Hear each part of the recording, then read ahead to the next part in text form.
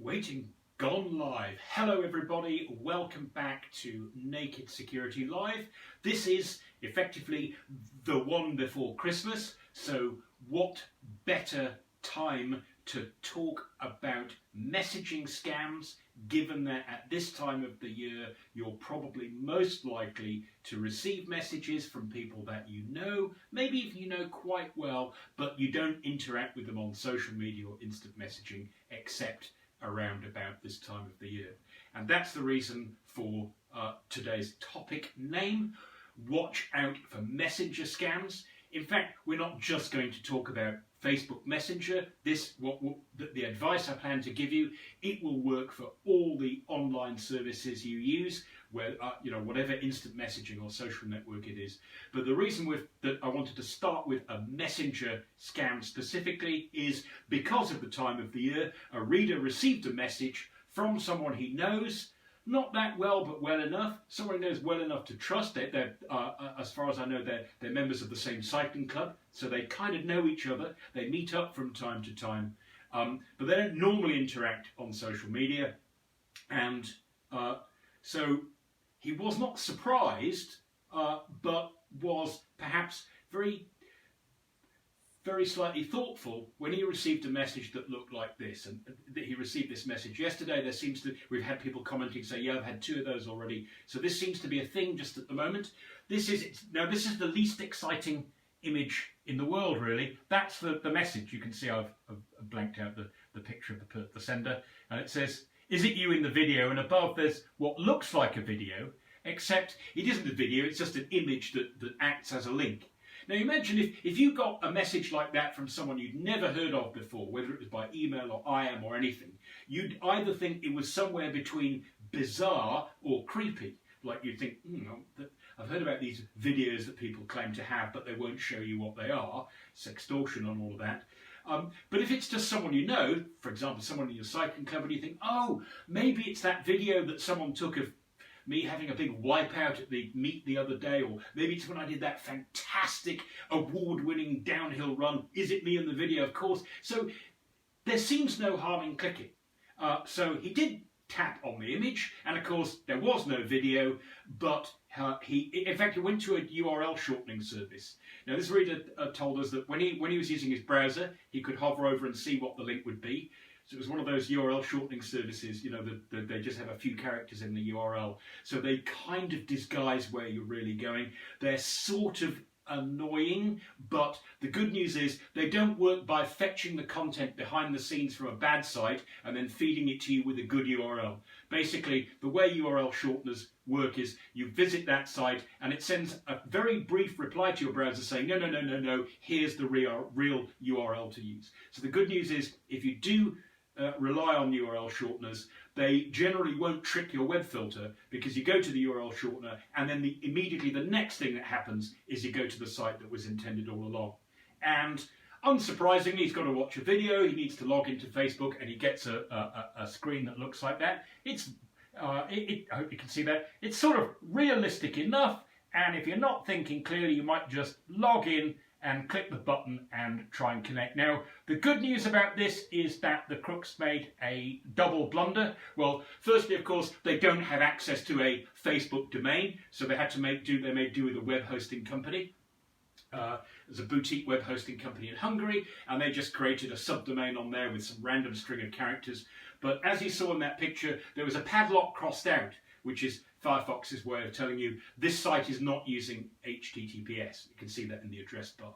And the good news is, whatever you think of Facebook, they were one of the first mega companies to decide we are not just going to use HTTPS, secure HTTP, for things like logins. We're going to use it all the time. Way back at the end of 2012, indeed. So it's an absolute giveaway if the crooks make that mistake and they don't put HTTPS on their site and they're pretending to be any part of the Facebook empire or any of the other big companies these days. You can be absolutely sure, whatever the domain is, that it's a scam, because those companies, they simply decided we'll drop HTTP altogether because it just makes it that little bit harder for the crooks to pretend to be us. So that was a good giveaway. Unfortunately, if you weren't thinking and you put in your username and password, you were handing it over to the crooks because it wasn't being uploaded to Facebook, of course. It was being uploaded. In fact, this was the server was in the United States where that got uploaded to. It's just a web hosting company, and the domain that's used for storing the passwords was registered just a couple of weeks ago. So obviously set up for a wave of Christmas scamming, if you like. Interesting irony: the web page that had the password form on it was unencrypted, but when they uploaded the stolen password, that was encrypted. Now the good news, when you're on a site that isn't encrypted and there's a password field, most browsers these days put up a warning saying you probably don't want to do this. This doesn't smell right, because nobody does this anymore. So here the crooks, fortunately, they made a big blunder and you should have caught it. Obviously the idea is, as soon as they get the password, they get in and then they can send this same scam to a next wave of people who are friends of yours because they're inside your account, and so they get this kind of the gift that keeps on giving, if you like. Once they get one person's password, they get a targeted way of maybe pitching this same scam to 10 or 20 or 30 people. So the reason for this video today really is to remind you that there is a true value to cyber crooks, a really negative value as far as you're concerned, in social media instant messaging passwords. I think a lot of people feel, well, email, that's really important because that's the core of my controlling my digital life. It's where all my password resets are done. It's where things like I communicate with the company. It's where I talk to people like my lawyer and stuff. I tend to stick with email for that. So email is really, really important because that could give people access to all my other accounts. But for social media, well, I'm pretty limited about what I put on there. So you may be the kind of person that, you love using Facebook, but maybe you're perfectly cautious. You don't take pictures of yourself that give away your exact address. If you take a picture, you don't take a picture where your car's in shot and the tag or the registration number's visible, all stuff, don't take pictures of yourself holding up your credit card, things like that. The deal is that if the crooks can get your social media password, even if you're pretty cautious about what you choose to share, remember that when they're in as you, they get to see all the stuff, A, that you shared only with your inner circle, B, the stuff that you may have set only I can see it. So photos that you've got uploaded but you still don't know whether you want to share them. And of course, if they can get into your profile, then it means they can learn important things about you, possibly including your phone number, your address, and details that are normally meant to be locked down just for you to negotiate with a social media company and perhaps to use in recovering your account. But the other particular benefit as far as the crooks are concerned, and the risk to you and to your friends and family, is that if they're in using your account, then it means they've got that insider's way of contacting all your friends. So there really is a case here that an injury to you, in this case, if the crooks get your password, you can be sure that one of the things they almost certainly want to do with it is send a bunch of bogus messages to your friends and family. And I know a lot of people who, they've cut down, they hardly use email anymore. They stick to things like social media and online messaging based on specific services and apps, because it greatly cuts down the amount of spam they get. Because, they only get messages from people they've said, okay, I want to talk to you. Whereas with email, you kind of get the message and you hope either your spam filter blocks it or you have the time to delete it. But it's still quite annoying with email. And lots of people, to avoid that problem, they're using things like instant messaging because they get bothered less. And that means they are more inclined to trust stuff. And if it comes from your friend's account and it says, is it you in the video? It kind of feels like it ought to be harmless to see if it really is you in the video. Because presumably your friend wouldn't try to scam you. But a crook who can pretend to be your friend certainly can. And that's exactly what happened in this case. So all your passwords, all your online identities, even for social media and messaging services that you use only a little bit and where you've set things very strictly so you're not revealing an awful lot to the world, if the crooks are inside, they have a way of parlaying that so they basically can attack your friends much more believably. So things like investment scams, they kind of sound you're much more likely to click it if it's actually recommended by a friend, aren't you? You think, well, everyone's telling me this is a scam, but I know this person. So presumably they're going to tell me what happened to them, and presumably they're going to tell me the truth. The same for things like, hey, I thought you might be interested in this job offer. You're more likely to fill in an application form if a new job that you look like you're interested in is recommended by a friend than if it just comes out of the blue. So that's the big deal with watching out for Messenger and any instant messaging scam, is generally because of the closed group nature of today's messaging and social media services, and the fact that we've got friends and friends of friends that create this insulating layer from everybody in the world. That does mean that we're more inclined to trust messages that come from there, and that is the real interest of the crooks. So they don't just get information about you, the stuff you've got set to only you. They also can see what you've been sharing with your immediate friends that they wouldn't normally be able to see. So it's a much more detailed view than they get of your world and your friends' world otherwise, and to your friends of friends. So you're giving them by letting them access your social media profile and your social media account, you actually end up giving them an awful lot of information that they could use against you later. So what are the things you can do about it? Trust the index card. Here are my tips. There's an article on Naked Security if you want to go and read these, but I'll just go through these quickly. And then I've got one more little bit of publicity to do for an article about phishing in general that was written by a couple of colleagues of mine from North America who work for the Sophos Phish threat team. They actually get paid to come up with believable phish-like emails. They can't go all the way that the crooks do. Like they can't do things that are oppressive or indecent, or they can't be too treacherous. But they do give you in this article a fantastic insight into the sort of worldview and the thought patterns of phishing and scamming crooks. So let's go through the tips. These, of course, they will work for email, but these are specifically designed to help you when you're dealing with social media and instant messaging. So the first thing, you probably know what I'm going to say, use two-factor authentication wherever you can, because it means if you do put your password into a fake site and it gets uploaded to the crooks, it's not enough on its own. So it doesn't guarantee to keep the crooks out. It makes it that much harder for you and that much harder for the crooks. Why not do it? It's an inconvenience worth handling, if you ask me. The second tip is, if you can, I know it's a pain, I know people don't like to do it, but log out from your online services or close down, exit via the app when you're not using them. It does make it a bit of a pain. You have to re-log into Facebook or reload the app and re-authenticate every time you want to go back online. But if you have a social media or a messaging account that you only use occasionally, why stay logged in? Because it means if you go to a website where there's a button that says, now share this on Facebook, now share this on Instagram, now share this on whatever network you want, if you're logged in, clicking that button, if you didn't mean to, instantly works. It's designed to be like that. You're already logged in, your browser knows you're logged in, it lets you press the button and the message or the share or the like happens immediately.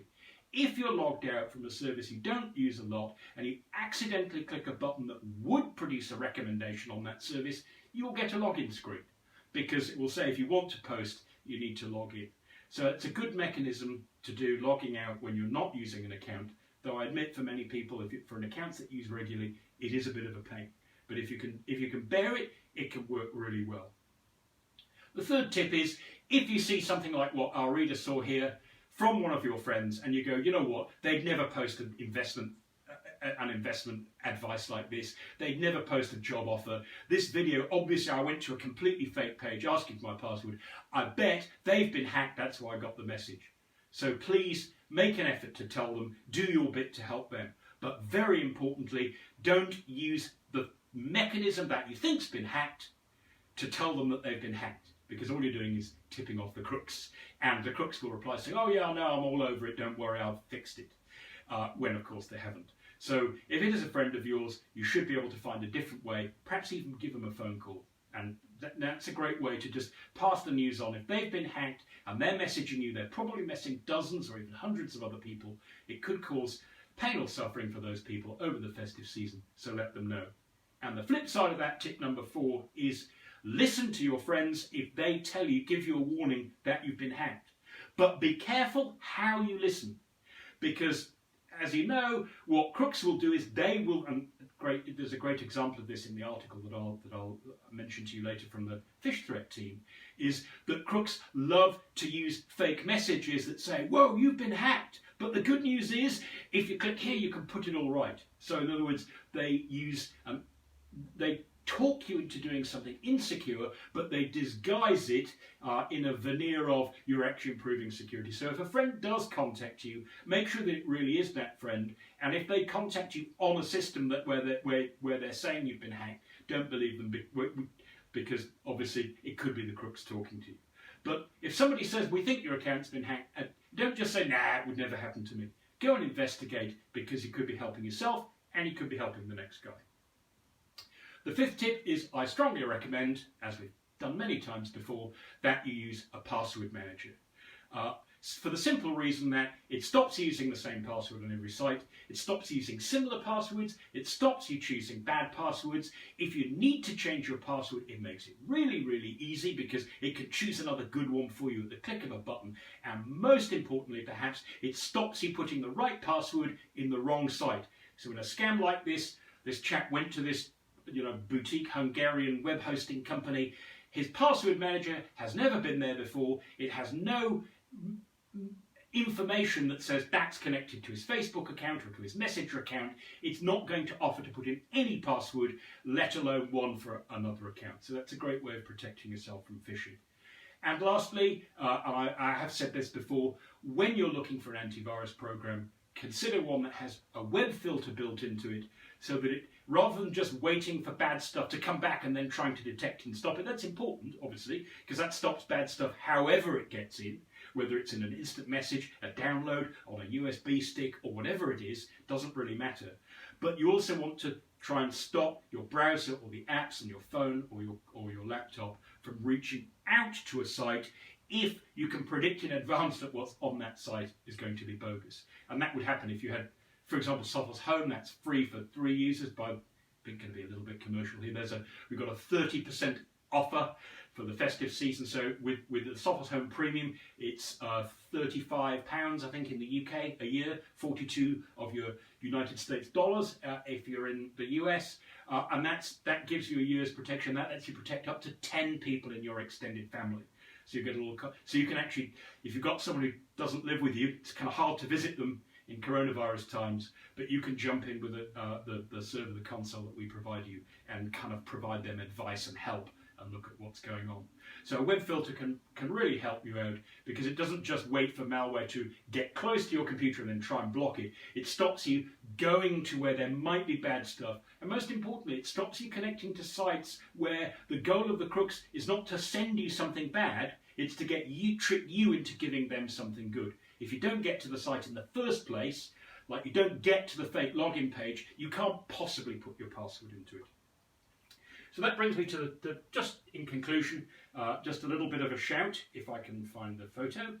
There it is. Juan and Russell, two of my colleagues from the Sophos Phish threat team. Now, whatever you do, if you might meet Russell if you evaluate Sophos Phish threat. Obviously, not going to meet him in person. Coronavirus will, but you might meet him on Zoom, for example, if you're evaluating or using Phish threat, or you want to talk to somebody about designing believable phishing emails. Whatever you do, do not tell him that I think he looks like Peter Norton in that photograph from the 1980s.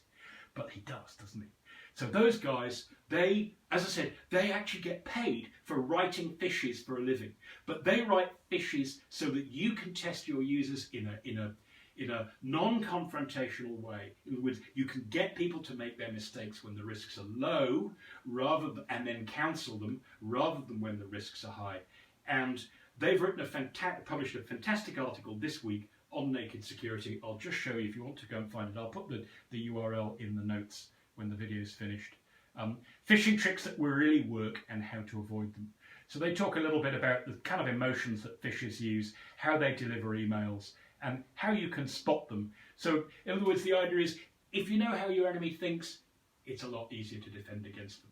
So very quickly, go in just bullet point form through those tips again, how to protect yourself online from instant messaging scams. Use 2FA whenever you can. Log out if possible whenever you're not going to be using an account for a while. Tell your friends if you think they've been hacked, but don't use the account that you think got hacked to inform them. Conversely, listen to your friends if they contact you, for example, in a phone call to tell you that they think you've been hacked, so you can do something to protect yourself and the community. Use a password manager because it makes it much harder to put the right password in the wrong site by mistake. And the sixth one is get yourself a security product that doesn't just block malware coming in, but it blocks requests to dangerous sites going out in the first place. So thanks for listening, everybody. Have a fantastic holiday season. If you're working because you're a sysadmin, respect to you. We could all do with having people on duty who care over the holiday season. Otherwise, if you're going to be taking a vacation, please enjoy it. Thanks for listening, and until next time, which may well be next year, stay secure.